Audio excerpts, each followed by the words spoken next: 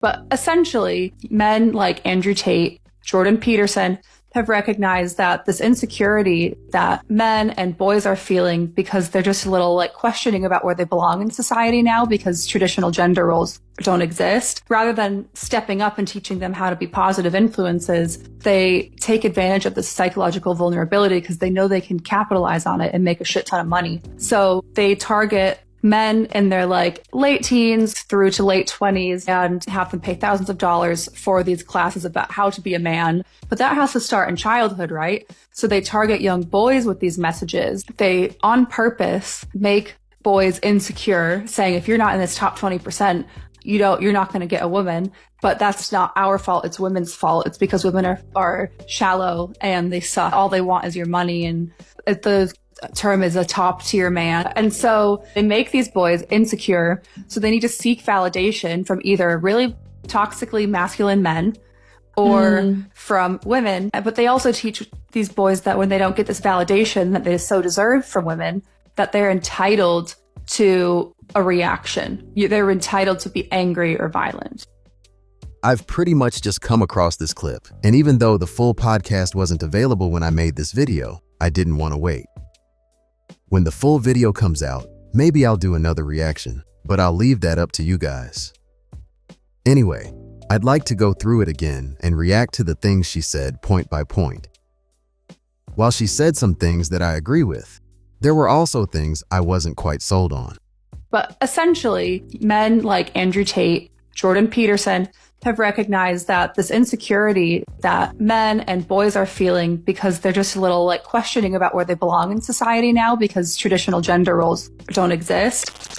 So this whole thing about traditional gender roles not existing anymore isn't something I agree with. Even though women can work and make it on their own, when it comes to their dating preferences, most women still prefer it if their partner makes the same or more money than they do. And in my own life, when I've spoken to women in a hypothetical sense regarding them having a husband who'd stay home with the kids, I can't think of anyone who'd actually be down for it. Of course, there are women out there who don't mind if they make more than their partner. And there are men out there who'd hate it if they weren't the breadwinner, but these people still don't make up the majority. So yeah, while gender roles have kind of changed over the recent years, they're not gone. And there are still things that men and women expect from each other when it comes to relationships. Now, of course, being big, strong, smart, and a capable provider isn't all it takes to maintain a healthy relationship, as you might hear on certain podcasts. But those things will definitely give you a head start when a guy first meets a woman he's interested in. Also, I wouldn't put Jordan Peterson and Andrew Tate in the same boat because, in my opinion, how they communicate their message to their audience is massively different. And I don't really buy the whole thing about Peterson being transphobic. It kind of reminds me of when people say someone is racist or sexist because they don't like the modernized take on a movie. And I'm looking at you, Disney. Admittedly, I haven't really watched a lot of Peterson's content in a while, but I fully agreed with him when he talked about how the government shouldn't be able to compel its citizens to talk a certain way. That shit was wild to me. If that's what people are calling him transphobic for, I'm at a loss. But of course, if I missed something, let me know in the comments. Rather than stepping up and teaching them how to be positive influences, they take advantage of this psychological vulnerability because they know they can capitalize on it and make a shit ton of money. Again, I wouldn't necessarily put Peterson in that box. But if you want to throw Andrew Tate in there, I'm not going to fight you because some of these courses being sold by some creators are crazy. So they target men in their late teens through to late 20s and have them pay thousands of dollars for these classes about how to be a man. Yeah, some of those courses are wild. And I seriously doubt that a lot of men are getting a lot out of stuff like that. But since so many guys out there don't feel like they have anywhere else to go, buying up courses from creators they look up to seems like their only option. But that has to start in childhood, right? So they target young boys with these messages. They on purpose make boys insecure, saying if you're not in this top 20%, you're not going to get a woman. But that's not our fault. It's women's fault. It's because women are shallow and they suck. All they want is your money. And the term is a top tier man. I doubt that creators are targeting young boys with the content they make, mostly because I don't think people think that far ahead when it comes to generating revenue 10 years down the line from people they convert today. If these podcasts were around when I was in school, I'm pretty sure I would have found myself watching them. And it would have been because adults weren't talking to me about women, dating, and attraction in a serious way. They'd give me cookie cutter talk, saying things like, be nice, and you'll eventually find the one, which I would have seen as a load of nonsense, because in my lived experience at the time, that wouldn't have been the kind of thing to get me the results I wanted. Now, when it comes to the whole top-tier man thing, this is something a lot of guys have seen throughout their lives. Whether it's the top 5%, 10%, or 20%, it doesn't really matter, but it becomes very apparent to us early on that a small percentage of men are desirable to women. I mean, even in school, there were a handful of guys who most of the girls were attracted to, and that's something I continued to see through university and deep into adulthood. There's nothing new about this sort of thing. It's just that now it's being talked about in red pill spaces. It's being labeled as toxic. Now, if you're not in the top 10% or whatever that magical number is, it doesn't mean you won't find someone to settle down with. It just might be a little harder, especially if you rely on dating apps, because that's where this whole 80-20 rule thing is most visible.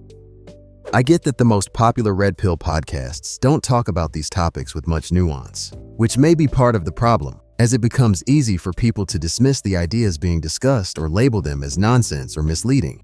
And so they make these boys insecure, so they need to seek validation from either really toxically masculine men or from women. But they also teach these boys that when they don't get this validation that they so deserve from women, that they're entitled to a reaction. They're entitled to be angry or violent.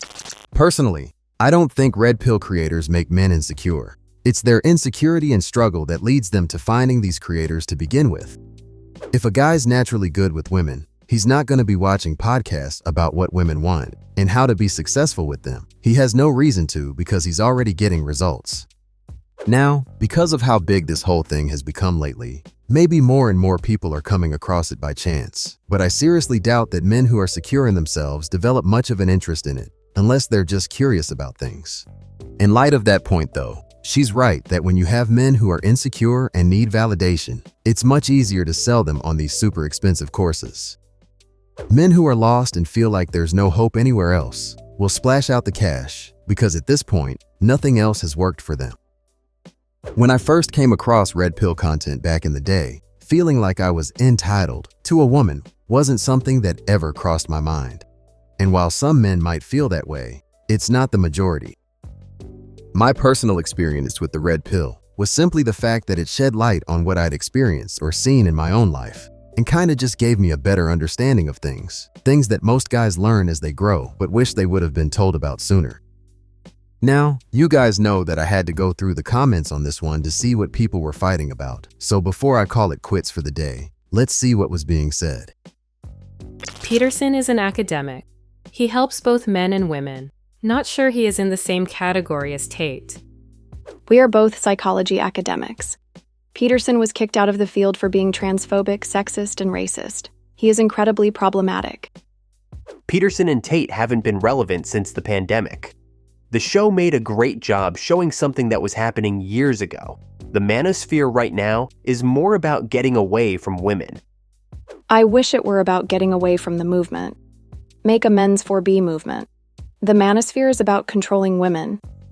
See, this isn't the message I've ever taken away from red pill content.